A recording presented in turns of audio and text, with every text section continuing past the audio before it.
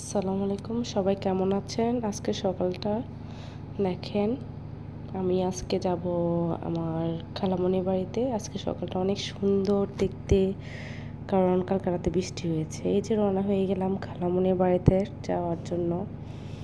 নানু নাতি একসাথে বসে অটোতে আছে, খুব মজা করতেছে।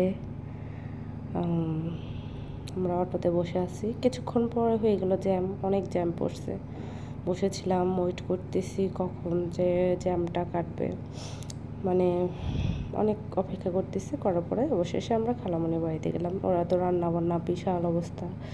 এই যে খালামণি রান্না করতেছে মাটির চুলায়, এখন মনে হয় রোস্ট করবে। তারপরে এই যে চিংড়ি, অনেক কিছু আইটেম করছে। আসলে সব কিছু আমার ভিডিও করা সম্ভব হয় নাই, করি নাই। এই যে আমার খালামণি বাগানে লেবু ধরেছে, মানে দেখতে তো এই লেবুগুলো অনেক গ্রান। আমি একটু হাঁটাচলা করলাম,